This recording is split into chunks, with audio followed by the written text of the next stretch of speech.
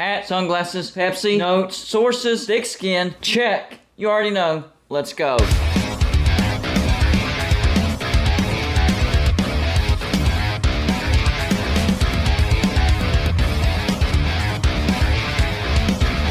Golden Bluted is a college football YouTube channel for entertainment. So make sure to hit that like and subscribe button, and let's get into our next college football video. Don't forget to send gear to represent your team. The address is P.O. Box 360, Liberty, South Carolina 29657. Back in the Golden Bluted studio, we are done picking up kids from school, and let me tell you something. The Get It Gang is in full force for this particular video. And by the way, if you hear some type of crunching or chewing, it's my cats are eating. So just ignore that. If you so happen to hear that, maybe you don't, maybe you do, I don't know, that's the cat. So I actually combined this.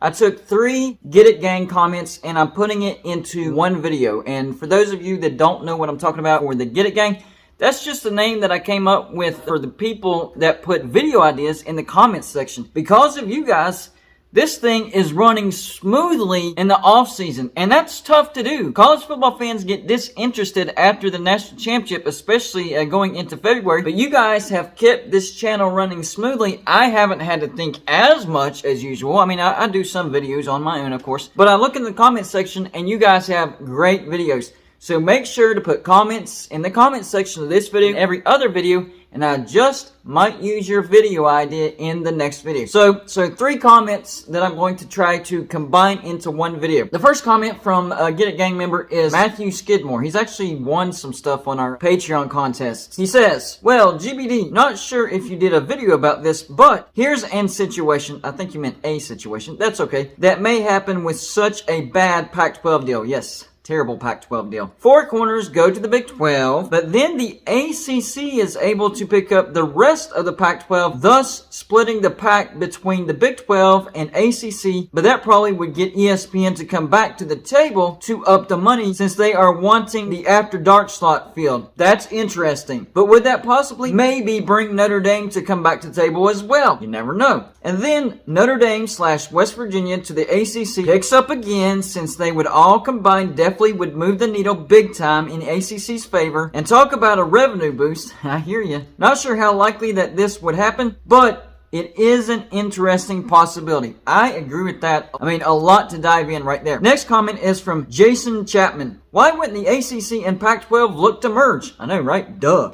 Scrap both TV deals and create a mega coast-to-coast conference among like-minded schools. And then finally, the last comment I want to talk about is from Stephen Lang. I can see the Big Ten taking Washington, Cal, Stanford, and possibly Oregon, but hopefully Notre Dame, putting them at 20 with smaller cuts. I'm assuming that you mean the new members taking smaller cuts, not everybody. The Big 12 taking Arizona, Arizona State, Colorado, Utah, Washington State, and Oregon State, getting them to 20. That will leave the ACC to find 5 more schools if Notre Dame counted, and the SEC to round up 6 more. That would be 4 conferences with 20 teams each. Then seeing those 4 leagues break off and do their own thing outside of the NCAA is a very real possibility. I agree with a lot of that, except I don't see 4 conferences remaining with 20 members. At the most, 3, because there's not 5 more teams out there for the ACC to get to help them stay a Power 5 conference, and there's definitely not 6 more teams for them to get out there. So you'd have to get rid of 2 conferences. That way there's plenty to go around. But that first comment really has me thinking. I mean, that's a lot to think about, but I think there's something to it. In that comment, he basically has the Pac-12 split into the 4 corners go to the Big 12 and the rest go to the ACC. So we're talking about Oregon State, Washington State, Cal, Stanford, Washington, and Oregon going to the ACC. And they are like-minded, and I do think it would be a significant revenue boost. Would that be enough to keep the 8 teams that are thinking about voting to dissolve the ACC grant of rights from voting to dissolve the ACC grant of rights? I don't know, but that is an interesting theory. And the ACC would be coast to coast with that. The Big 12 would be close to being coast to coast. Arizona and Arizona State would be the closest they would be getting to the West Coast, but not quite coast to coast, but still a nice looking conference, which I think we're all thinking that that's going to happen. I did a video earlier in the day talking about how Arizona State is fed up with the TV negotiations. And they're actually, from what I'm hearing, they're actually looking to jump to the Big 12 and leading the way for 3 other teams besides Arizona State to jump to the Big 12. And that's talking about the 3/4 of the 4 corners. So yes, I do think that that will happen. The rest of the Pac-12, I don't know. I really don't. Could the Big 12 bring in Oregon State and Washington State? Absolutely. In fact, I think they should. And then the Big Ten could feel free to grab Oregon, Washington, Cal, and Stanford. Whether the members vote to dissolve or whether they just get below the numbers needed to remain a Power 5 conference and avoid an antitrust lawsuit, either way, the Pac-12 needs to dissolve somehow to avoid any type of antitrust lawsuit if Oregon and Washington do want to end up in the Big Ten. And we know that they do. And I do think that the Big Ten wants Oregon and Washington, but they don't want a big fat antitrust lawsuit. So they need this other stuff to happen. I think that's exactly what the Big Ten is waiting for. I know we've heard that Ohio State is standing in the way. They're saying stand pat. They're good as is right now.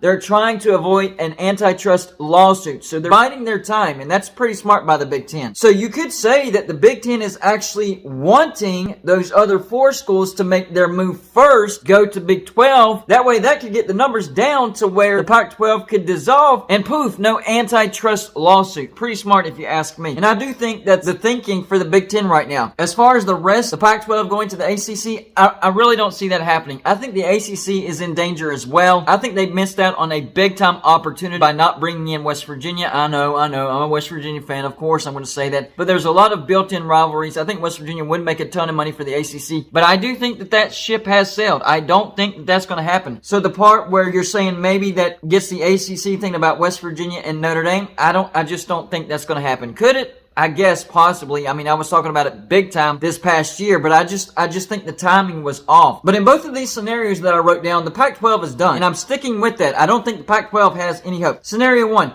Pac-12 is done, right? Big 12 grabs Arizona, Arizona State, Colorado, Utah, and Washington State and Oregon State from the Pac-12. Then the ACC gets Cal and Stanford, Oregon, and Washington. Maybe that reels in Notre Dame. I'm not sure. That's how the ACC could stay alive. If they could reel in Cal, Stanford, Oregon, and Washington, I do think that the ACC could stay alive. I don't think there would be enough teams to vote down the grant of rights if 4 more teams come in. Then the majority would have to go up as far as the number of teams needed to vote to dissolve the grant of rights. So that might be the saving grace for the ACC. Maybe the ACC does need to pursue Cal, Stanford, Oregon, and Washington. And that could be a mistiming on the Big Ten's part. So this could go either way. Now, the other scenario is actually bad for the ACC. In this scenario, once again, the Pac-12 is done. But also, the ACC is done because those 8 teams do vote to dissolve. Now, for the Big 12, they get Arizona, Arizona State, Colorado, Utah, Oregon State, and Washington from the Pac-12. But since the ACC is dissolving, they're able to get Syracuse, Pitt, Louisville, and the Miami Hurricanes, which I do think that the Big 12 needs to strengthen the east side of the conference to satisfy Cincinnati, West Virginia, UCF, because basically those 3 teams are out on an island. For the Big 10, they get Cal, Stanford, Oregon, and Washington from the Pac-12. Remember, the ACC is done, so they don't pick up those teams. The Big 10 does. But they also get North Carolina, Duke, Georgia Tech, and Virginia from the ACC. And finally, the SEC would get Clemson, Florida State, Virginia Tech, and NC State from the ACC. And the numbers would look like this.